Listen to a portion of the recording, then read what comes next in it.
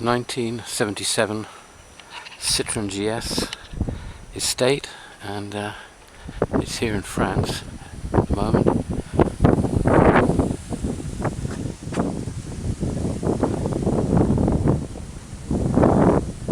But I thought we should have a look at the controls. Citroen GS. It's not quite standard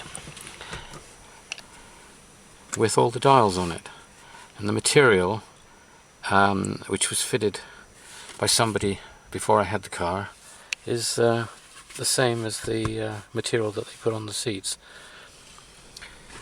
Well, you either like it or you don't. Personally, I think it's nice. I have got an original dash here, which I could fit if I wanted to bring the car back to its originality. These dials, I think, have been painted as well. They wouldn't be painted originally like that.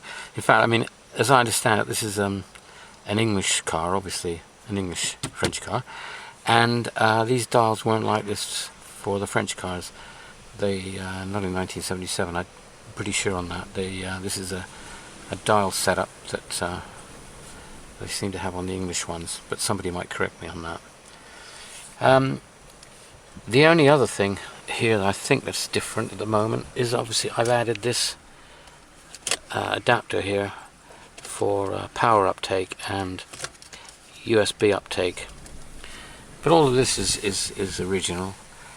Now, to say it's typical of the 70s is not really true, I guess.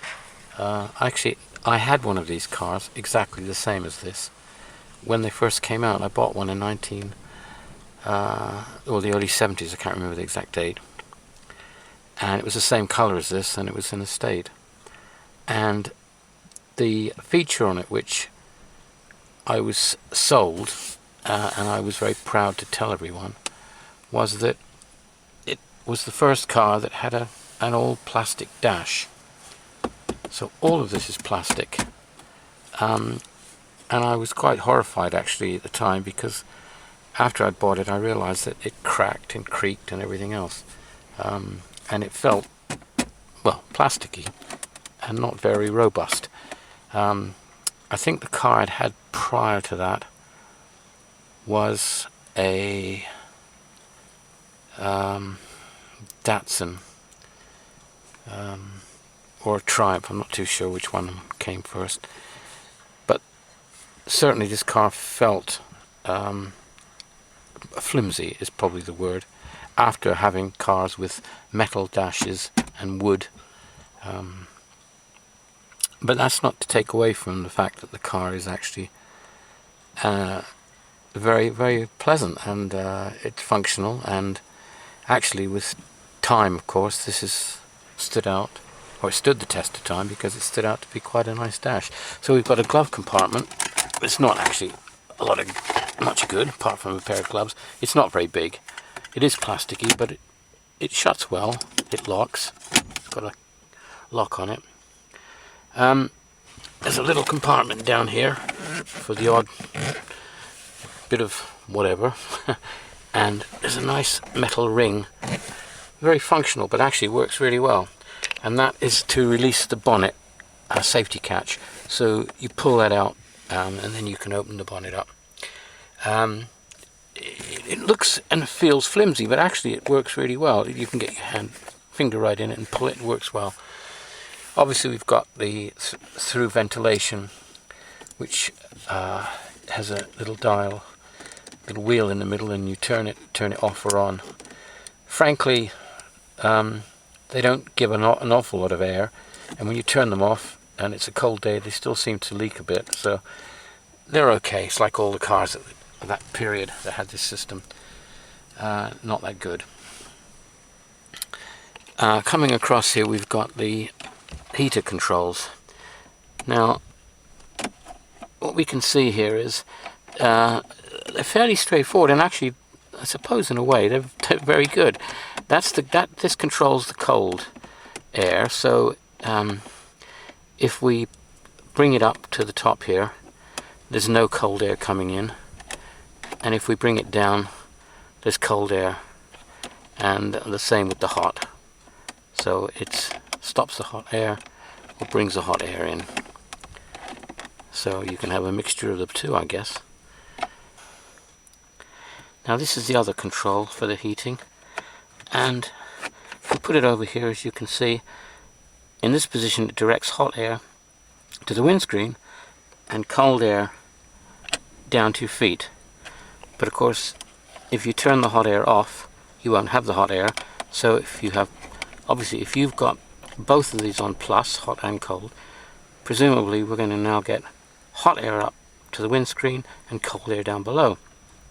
But if we put it to the other side, it'll go the opposite way, and the cold air will go up to the windscreen and the hot air will go to our feet. And somewhere in the middle, in theory, should give us a happy medium. I don't know if it works quite as well as it is made out to look. Now, in the dash here, we've got first of all, we've got lots of little lights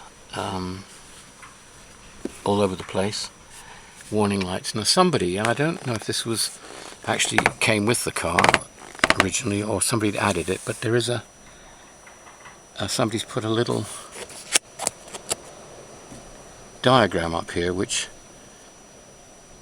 anyone can freeze frame, and it tells you what these little warning lights are all for.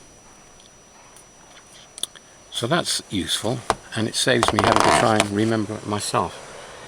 As far as the dials are concerned, on the left here we've got the indicator for the battery charging, so whether the battery's charging or not. Next to it we've got a rev counter. In the middle we've got a clock with a little pull-out attachment to change the time. We've then got the speedo here, and a trip meter, and the odometer. And on this side here we've got the fuel gauge. So that's it as far as dials are concerned. And then we've got all these warning lights. Plus, of course, here another one of these air vents with the little dial to turn it on or off. Of switches or buttons, and we'll start with the group down here. Obviously there's 4 places, but this is just blanked out, this one here on this car. This button here is the rear fog light. There is only one fog light at the back. It's on the English side, so it's on the right hand side of the car, on the driver's side. So that turns the fog light on, turns the fog light off. This is the hazard warning lights, and you can hear them going, the lights flashing on the dash, and even though the ignition's off, obviously they're working, and that is the hazard lights. This one I find a bit annoying. It is a combined washer and wiper button. Activated, it starts working, and water starts coming out from the water reservoir, which is in the back of the car. Problem is that as soon as you take your finger off the button, the wiper stops or goes back to its resting position, but the washers keep going for a little bit. So you've got a stream of water on the back window, and the wipers stop working. Whether that's how it was designed, I don't know, but it's not the most fantastic of systems. But at least it is working on this car, so it does have a wash wipe, rear wash wipe. On this bank here, we've got, on this side, this is the heated rear window, which, as you would expect, isn't working at the moment on this car. But that is on, that is off. Now there are 2 fans. This fan is a separate fan that blows hot air in the car. So either it's going to blow hot air through the footwell or through the up into from the dash into the windscreen. This one blows the cold air, so that's just blowing cold air through the footwell or wherever it's ducted. So that's quite useful, you know. 2 separate blowers. Okay. Now on here, these controls, we've obviously got a cigarette lighter. Here we've got the light control.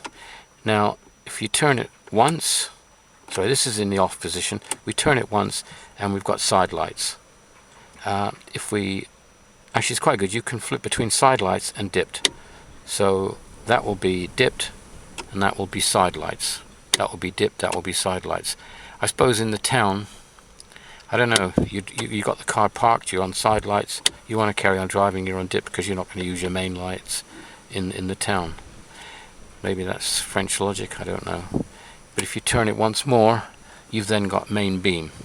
And main beam is dipped and main beam.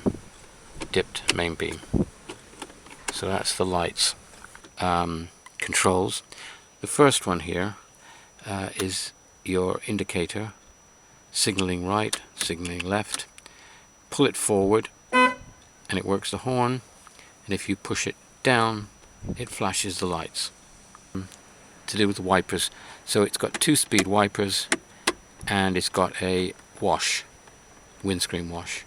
So it's windscreen wash, low speed, high speed wipers. Handbrake looks weird to some people, but actually works really well. I think it's lovely. A little clip here, ratchet lock. So you push it in and let it down. Obviously this was this is just set up for the French side, because if you were sitting on the left hand side, your hand would go here and your index finger here would turn it off. It's easier to use. But so this way, if you were on the French side, as they designed it, you'd be holding your hand like this and turning it off and on. But if in England, of course, you have to come underneath to, otherwise it's more difficult to undo that ratchet. So you would do it like this. Pretty obvious, really.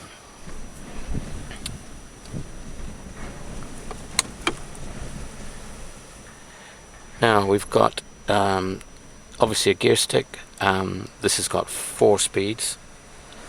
A typical H-pan, 1, 2, 3, 4, and then reverse is to the side and up. That is reverse. So it's 4 speeds and reverse. Now down here, and I remember when I bought this car originally, and not the car exactly like this originally, I was surprised to have the radio down in this position. It's odd. It's got good points and bad points. It's easy to use when you're driving or whatever. You can just drop your hand down here and turn the dial and turn the volume up and down without stretching out anywhere. But it also gets filthy. If you've got the CD like this one, you've got rubbish goes falling into it. It can be knocked, and also you can't put things on top of it. But it's part of the design of the car, and they were like this when they were built. So that's how it is. Now this is your height control, and at the moment it's in the normal driving position, and then it has 2 further positions that each one raises the car a bit higher. So if you want to have more ground clearance, which is not for normal driving, you'd put it in the top one. Or I guess if you for some reason you want to have a bit of extra height because of the type of road surfaces you're on, I suppose you could drive it in the middle, and that's your normal position. It's got a little cubby hole at the back there, another little cubby hole there, and quite a big cubby hole under here. And then of course it's got cubby holes in the doors, both doors, plus it's got these stretched little compartments here which are useful in France for carrying your alcohol testing kit, which you have to have. So that's there. So and you've got a cigarette ashtray here, in the dash. Now you've got your rear view mirror, which is got a dip, of course, and you've got your visors, passenger one with a mirror. Very nice headlining in this car. It's got this sort of design in the middle that runs the length of the car. It's quite sporty in its day. You've got a central light here. And that's about it. You've obviously no electric windows. These are the winders for the windows, and your door opener, which is in a nice position. That's quite nice. They're easy to use, because you can hook that and push the door with your elbow, as this door is a bit stiff. And there we go. I think that's all the controls. The seats are reclining. The seats obviously go forward and back, and they do recline. They've got a lever here at the side for reclining. Generally speaking, to drive the car, it's very good. It's got a very sporty feel about the car. Now, whether that my memory fades a bit when I think of the cars I had in the 70s, and I had cars in the 60s, and whether they were all like this, I don't know. But driving this car today, I find it feels very sporty. The suspension is beautiful, of course. It's soft but firm. It handles really well. It corners remarkably well, and the driving position is just nice. The steering wheel to a modern. First of all, because you've got the single spoke. I mean, people find that odd. I don't find it odd, because obviously I've got other Citroens and I've had this, so to me that's quite normal. Gives you a lot of open view of the dials, and the size of it may be a little large to what a modern car is, and there's no power steering, but actually it was quite a small wheel compared to the cars that were around prior to this one being launched in the beginning of the 70s. But it is sporty. It's a chunky wheel. It handles just really well. The car goes where you point it, and you just feel very confident in it. And even though it's only 1200 cc, that seems pretty small. It's a flat four. It's kind of really two de chevaux or 2 CV engines put together. It's an air-cooled flat four, and frankly, it's a lovely engine. And you haven't got to worry about a water cooling system. As long as you've got the oil in it and you're servicing it and everything, it just runs lovely. Lovely engine and a lot of torque. One of the big problems that this car I found has had is the gearbox, and this is not unusual with this particular car, with a lot of cars. But second gear, the synchromesh is on the way out. Now I've actually got 3 gearboxes, and they're all the same. And from everything that I've been told, it's impossible to have them reconditioned. The parts are just not available. So it's a bit of an art to get it into second without crunching it. But because of the torque is so good on this engine that you can actually just pull away in first and just go straight into third without any problem at all. And the car just drives lovely. It's got fantastic, for the size of the engine, it just really pulls. Really nice car to drive. And I don't know, from a modern car point of view, it's difficult because I drive so many old cars, and this feels modern to me because I'm used to driving cars older than this. I do drive modern cars. I have got modern cars. But this feels just modern to me. It doesn't feel old-fashioned in any way. Apart from, when you get to things like the mirrors where they're just stuck on the outside and they haven't got any controls to adjust them and that sort of thing. But everything else is just as a car would be. Well, finally, we just start the car up. There is something that's actually fairly unique or totally different about the one I've got, and that is the way it starts. So normally, I mean, this is the proper key in the position, and you turn the key and it would start. But on this one, all the key does is to turn the ignition on. So I've turned the ignition on, and then the starter button, somebody's added it. It wasn't me, but somebody added a starter button up here. So, oh, I forgot. We've got a choke hand. I forgot about this, mention it. We've got a manual choke down here, which so many people now, they don't understand what a manual choke is. Actually, I like the manual choke.